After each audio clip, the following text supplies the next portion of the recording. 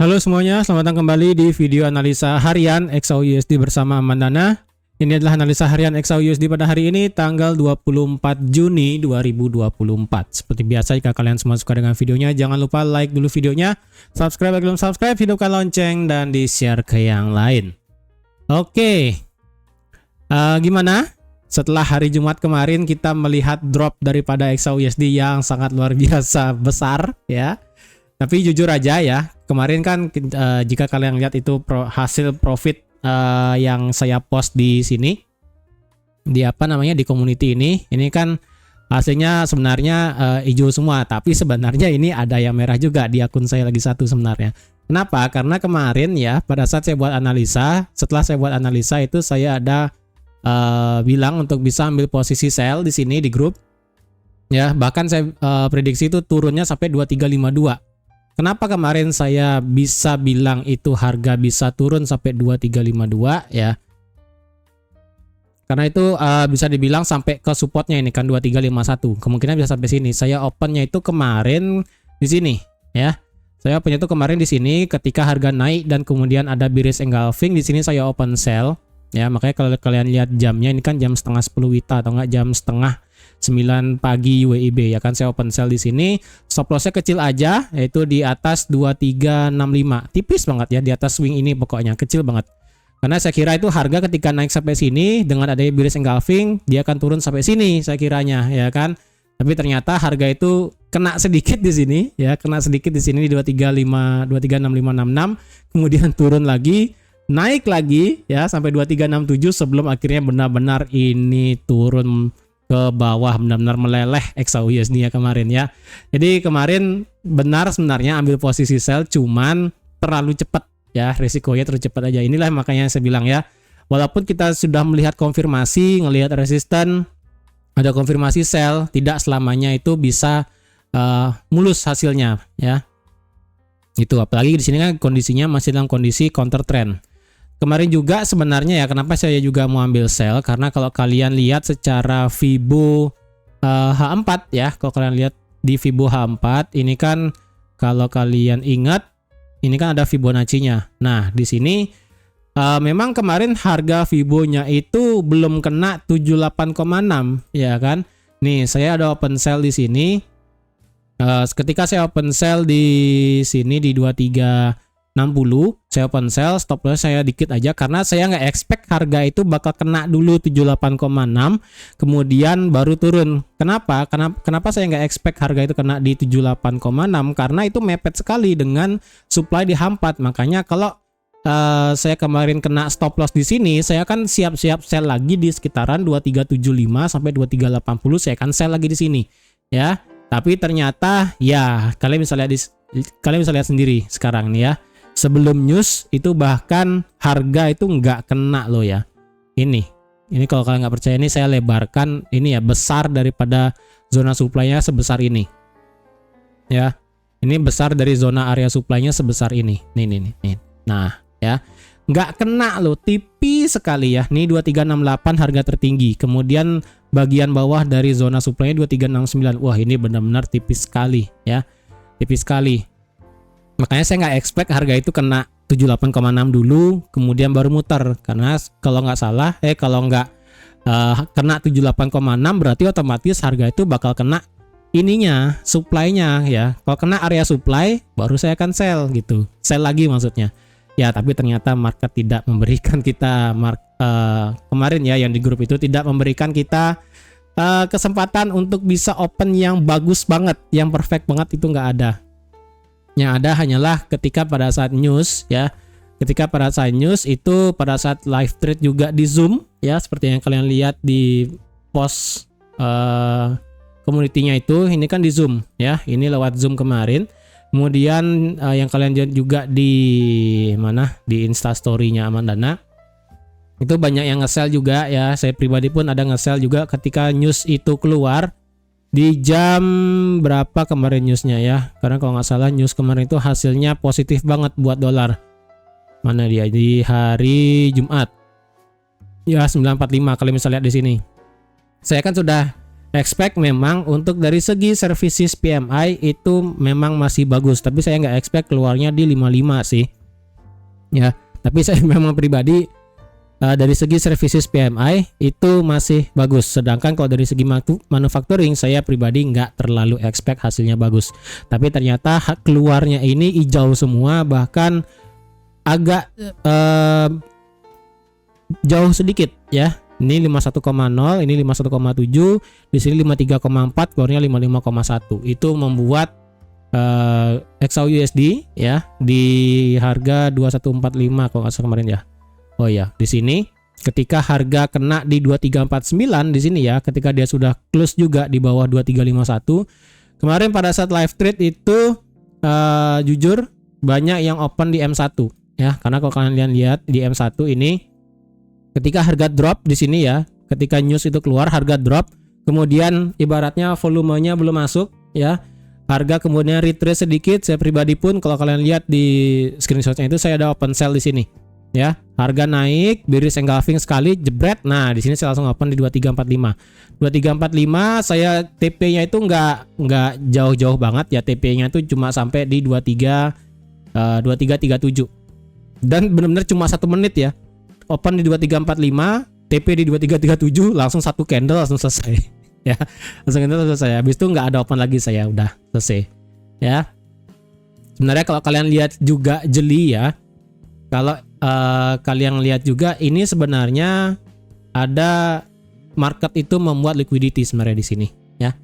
Ini definisi konsep liquidity yang dimana bukan untuk melanjutkan kenaikan, tapi konsep liquidity yang dimana market itu sudah mulai capek bergerak naik ya. Karena kalau kalian lihat juga di sini ketika marketnya break naik ya, kemudian dibuat turun, kemudian dibuat naik lagi. Kalau kalian lihat ini seperti membentuk yang namanya ascending triangle ya. Jika kalau kalian lihat juga ini mungkin melihatnya ini seperti ascending triangle ya kan. Nah yang dimana yang berarti ketika harga itu break ke atas, berarti harga itu kemungkinan bisa lanjut bergerak naik.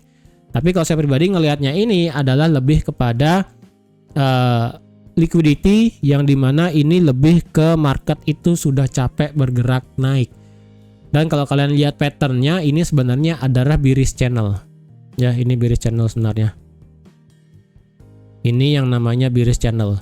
Maksudnya bearish channel adalah ketika market itu bergerak naik, kita melihat ada namanya pola pergerakan liquidity seperti ini ya.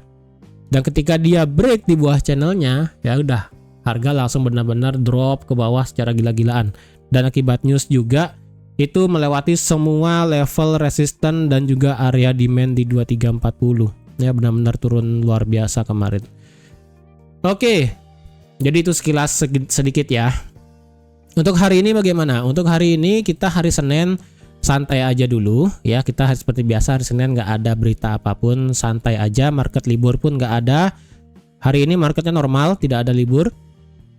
Untuk hari ini bagaimana? Untuk hari ini yang bisa saya sampaikan adalah market structure dari time frame, market structure dari tren saat ini yang ingat ya, yang sebesar ini doang, mana dia ya, yang sebesar ini doang itu trennya masih bullish. Kenapa? Kalian bisa lihat ini marketnya masih di atas garis trend line. Jadi otomatis walaupun kalian ngelihat ini dropnya kencang sekali, tapi dropnya ini hanyalah sebatas drop doang, tidak merubah struktur yang ada di sini. Strukturnya itu masih bullish di sini. Ya, di sini strukturnya masih bullish. Itu intinya ya.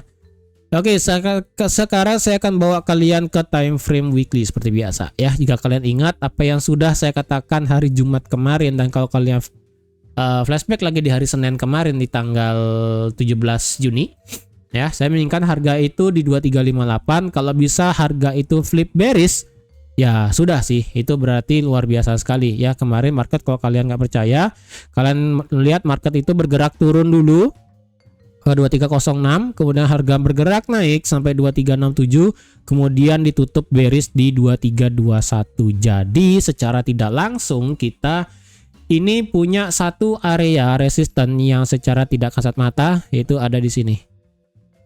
Ya, kalian bisa lihat di sini adalah satu area resisten yang bisa dibilang tidak kasat mata. Kenapa? Karena kalau kalian lihat yang ada di sini, ini harga berhenti di resisten, kemudian di sini harga break, kemudian harga turun kena supportnya, dan ini break di bawah, kemudian ini breakout, kemudian harga bergerak tinggi, dan kemudian ini breakout ke bawah, kemudian harga bergerak turun. Dan sekarang kemarin harga itu bergerak respect di antara resistennya. Ya, ini bisa saya katakan resisten yang tidak kelihatan, ya, tidak kelihatan di sini, kecil sekali.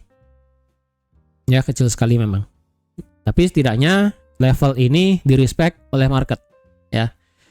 Karena minggu ini adalah minggu terakhir pada penutupan monthly. Seperti biasa yang sudah saya katakan, monthly pada bulan Juni itu 60% bergerak bearish. Ya, penutupan monthly diperkirakan akan merah pada bulan Juni tahun ini. Tapi itu masih tersisa lagi 4 hari. Apapun bisa terjadi selama 4 hari, ya. Saya tidak akan expect apapun yang bisa terjadi selama 4 hari ke depan. Karena yang penting kalau sampai, ya, ingat ini masih lagi 4 hari, penutupan weekly dan juga penutupan monthly akan ada di hari Jumat.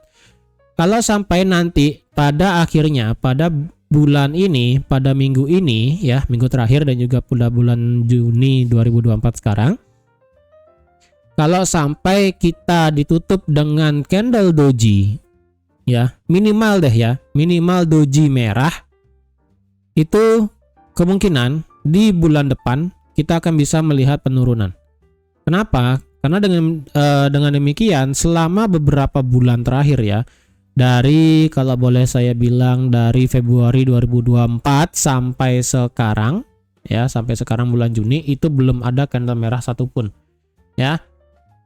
Jika akhirnya minimal kita pada bulan ini ditutup dengan candle doji merah, ya, misalnya ditutup kayak harga sekarang lah, ya, 2324 atau enggak 2325 atau enggak sampai 2320 lah pada akhirnya, ya, itu kan doji, besar bodinya kan kecil.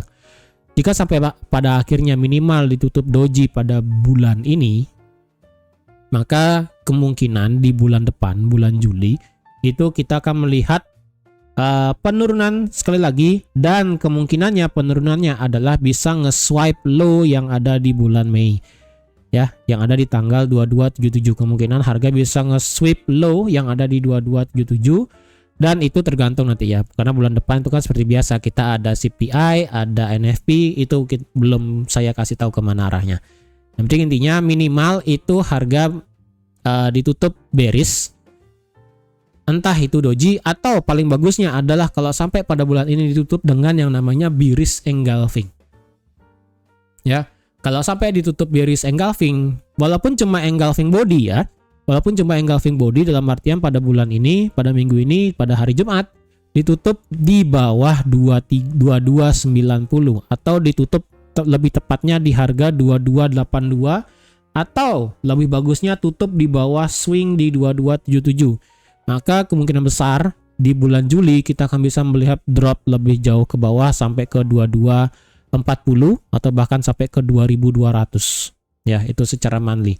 Itu yang bisa saya prediksikan, ya, kalau memang ditutup bearish, karena 60% itu bergerak bearish pada bulan Juni.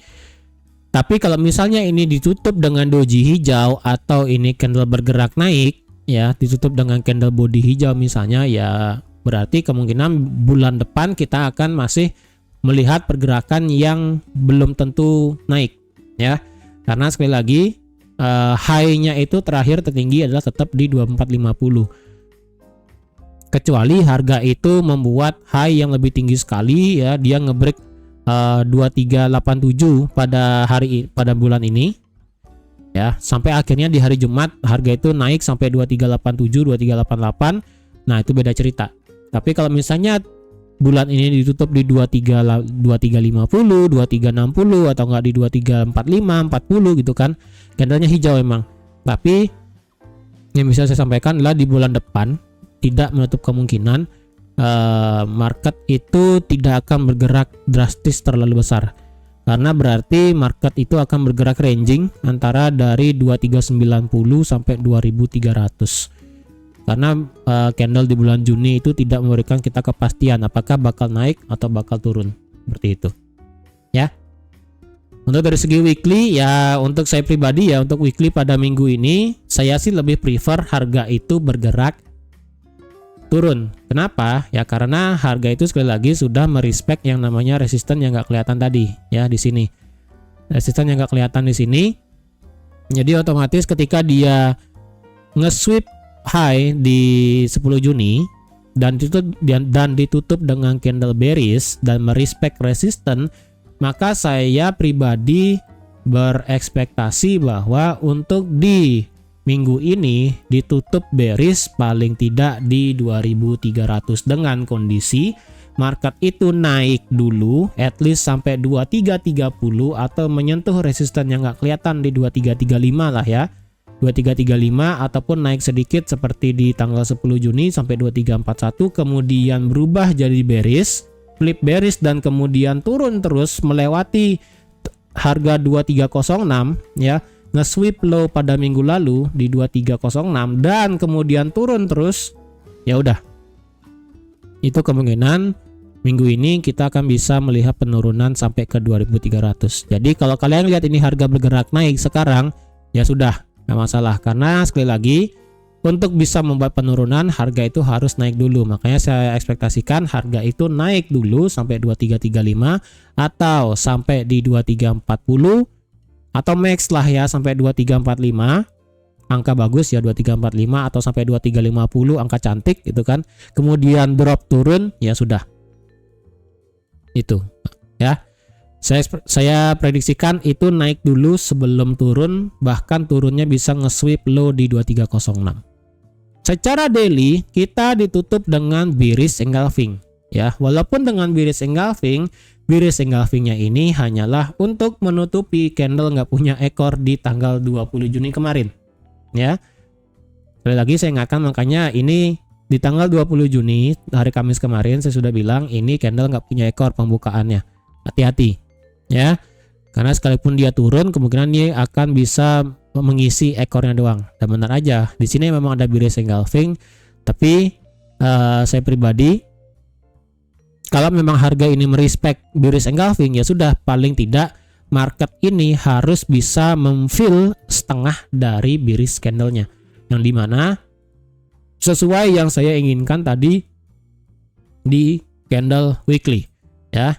Ini kalau kalian lihat tadi kan weekly kita punya resisten di sini ya kan, resisten di sini yang dimana saya menginginkan harga itu naik dulu sampai 2333 atau enggak 2345 ya, atau enggak sampai 2340 atau sampai 23, angka cantik di 2350 ya kan, sehingga kalau kalian pindah ke daily 2340 atau enggak 2350 itu adalah setengah dari body candle bearishnya ya. Bearish engulfingnya 2340 adalah setengah dari body candlenya, karena kebiasaannya adalah jika memang harga itu mau bergerak turun ya, karena ini bearish engulfingnya besar sekali, maka biasanya market itu naik dulu mengisi setengah dari body candle bearish engulfingnya ya, berarti dia naik dulu ya antara sepertiga. Ini kan kalau kalian lihat 2333 itulah sepertiga dari bearish engulfingnya,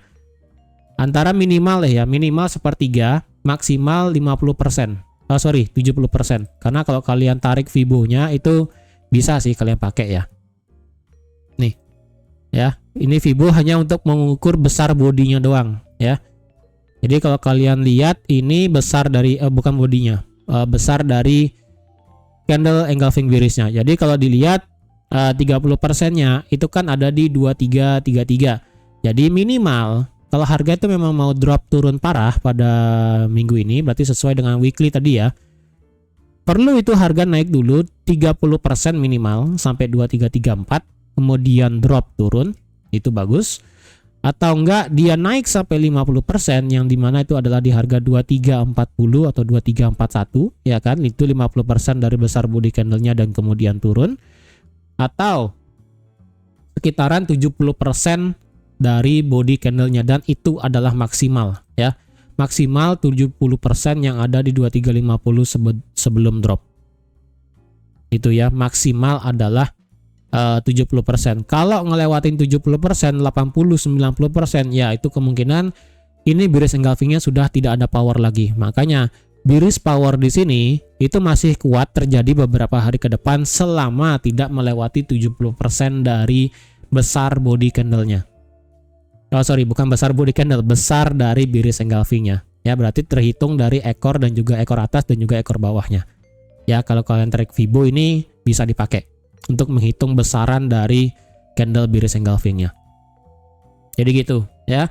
Power bearishnya di sini masih akan bisa membawa XAUUSD turun ke bawah selama tidak melewati 70% dari besar candle bearishnya. Itu harap diingat ya supaya kalian kedepannya tidak bingung jika memang harga ini bergerak turun. Tetapi ingat, ini memang ada bearish engulfing, tapi kalau kalian yang trading dengan style market structure, ingat ini strukturnya masih dalam kondisi bullish dalam segi time frame yang kecil ya. Dari segi time frame yang kecil ini masih bullish, sedangkan dari segi time frame daily ini belum bisa kemana-mana. Ini tidak bisa yang saya katakan ini marketnya mau bullish atau bearish, tetapi secara structure yang bisa dilihat adalah sekali lagi ini adalah high, ini adalah high, ini adalah low, dan ini adalah high terbaru. Selama high terbaru ini belum di break, maka ini belum bisa dikategorikan sebagai low yang baru ya. Itu berarti secara tidak langsung market saat ini itu masih dalam range area dari 2277 sampai 2450, yang dimana ini berarti marketnya masih dalam kondisi bullish ya. Ingat sekali lagi, kalau harga tidak bisa ngebreak di di bawah 2277 ya, kalau harga tidak bisa break di bawah ini berarti harga masih dalam kondisi bullish sebenarnya ya, secara bullish sebenarnya. Tapi itu kan dari segi sudut pandang yang sebesar ini. Tapi kalau kalian ngelihat sudut pandangnya cuma segini doang ya, ingat tren itu tergantung di mana kalian ngelihatnya. Kalau kalian ngelihatnya segini ya, nggak usah lihat ke belakang, kalian ngelihatnya segini aja ya, kalian ngelihatnya ini adalah trennya sudah bearish, yang dimana ini adalah high, ini adalah low-nya ya, ini adalah low-nya, ini high yang baru, ini low yang baru, ini potensial sebagai low yang lower high yang baru ya. Ini lower low, ini lower high, ini lower low, ini lower high. Potensi ini sebagai lower high ya, belum jadi lower high yang bagus. Jadi dengan demikian kalau dia ngebreak di bawah 2286 berarti ya udah, ini menjadi lower high yang baru dan harga bisa lanjut bergerak turun menciptakan yang namanya lower low yang baru ya. Jadi kalau kalian lihat sudut pandangnya segini doang, benar ini adalah marketnya sudah berubah menjadi bearish. Bukan berubah bearish, marketnya adalah bearish ya. Tapi kalau kalian ngelihatnya sebesar ini itu beda cerita ya. Kalau kalian ngelihatnya sebesar ini itu beda cerita. Ini marketnya masih bergerak bullish karena 2277 belum dilewatin oleh market. Kalian ngelihatnya ini seperti membentuk head and shoulder ya, bisa saya bilang mirip sih, tapi tidak bagus-bagus amat ya. Kenapa? Karena ini ada biasnya di sini ya, ini dan ini itu bias gininya, bahu kanannya itu bias ya, right shouldernya biasanya kan seperti ini kan, gini ini. Nah, apakah di sini menjadi right shouldernya, terus ini kenapa nggak ini apa kalau gitu ya, kan beda cerita tuh. Jadi kalau kalian lihat ini sebagai head and shoulder, saya rasa sih nggak bagus sih dilihat sebagai head and shoulder ya. Itu jadi itu cukup panjang ya. Jadi sekali lagi yang saya inginkan market itu memang untuk pada minggu ini itu bergerak bearish selama market itu tidak melewati 70% dari bearish candle kemarin di hari Jumat. Terus sekarang kalau memang memprediksikan market itu bergerak naik hari ini, apakah kita boleh ambil posisi buy? Sebenarnya boleh-boleh aja.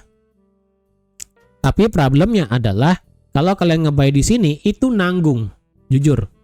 Ya, jujur kalau saya mau nge-buy di sini itu sebenarnya nanggung. Kenapa? Saya lebih prefer itu menunggu di bawah sekalian. Karena kalau kalian lihat di time frame yang lebih kecil dengan structure yang sekarang ya, market structure sekarang itu adalah di sini ada low, di sini adalah high, di sini adalah lower high, higher low, dan sini adalah higher high. Jadi otomatis marketnya itu masih dalam bergerak seperti ini. Dan ini adalah yang namanya BOS ya. Jadi kalau kalian tahu ini adalah yang namanya BOS. Ini yang ada di harga 2345 itu adalah break of structure. Jadi kalau kalian tarik Fibo ya. Kalau kalian tarik Fibo dari low-nya sampai ke high yang baru dari sini sampai sini, itu kalian bisa lihat market itu sekarang berhenti di 61,8 ya. Tetapi 61,8-nya ini sebenarnya sudah lewat. Dan kalau kalian lihat juga 78,6 di sini ada satu area demand-nya. Nah, di sini ya. Di sini saya lebih prefer untuk ambil posisi buy nanti. Makanya saya bilang di sini kalau ambil posisi buy di sini itu adalah nanggung sebenarnya. Ya, nanggung. Jadi lebih baik turun dulu sedikit baru nanti ambil posisi buy.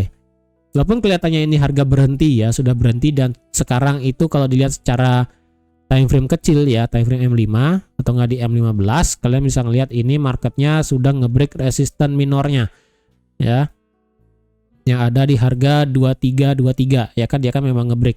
Tapi saya pribadi nggak ngambil apapun sih ya. Kalau saya mau ngebuy, saya lebih prefer harga itu turun dulu sampai sini, putar balik dan tetap masih di atas trend line, nanti baru saya akan ngebuy gitu ya. Kalau memang harga tidak menghendaki turun sampai sini dan kemudian harga tetap terlanjur sudah bergerak naik, kemungkinan saya akan open posisi sell ya, karena ini kan bearishnya masih kuat sekali itu. Kalau demikian di mana mau open posisi sell? Kalau dilihat dari time frame yang kecil ya, ini sih nggak ada area demand-nya. Tetapi, nah bagi kalian yang tahu ini apa ya, ini kemungkinan saya akan open di sekitaran sini. Ini ada level 1, ini ada level 2, ini ada level 3. Nah, jadi bagi kalian yang sering nonton analisa saya, ini adalah level-levelnya 1, 2, 3 ya, ada 3 level. Jadi tergantung di mana market memberikan konfirmasi, saya akan nge-sell di 3 level ini. Itu ya. Dengan stop loss-nya ya pendek aja, nggak usah jauh-jauh. Oke. Jadi sekian dulu untuk analisa XAUUSD pada hari ini. Jadi kalau kalian mau buy, saya sarankan sih turun dulu sedikit ini harganya sampai sini ya. Tapi kalau harga ini ya, sekali lagi, kalau harga ini turun kencang dan break di bawah demand dan break di bawah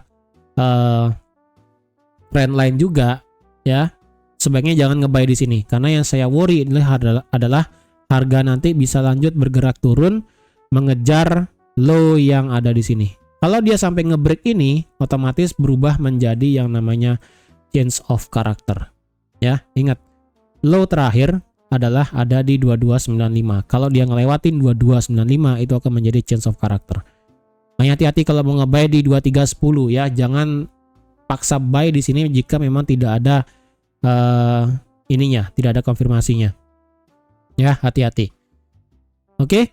Jadi sekian dulu untuk analisa XAUUSD pada hari ini. Terima kasih sudah menonton videonya sampai habis. Terima kasih juga sudah like, share, dan subscribe seperti biasa. Dan sampai jumpa lagi di analisa harian XAUUSD selanjutnya. Bye-bye.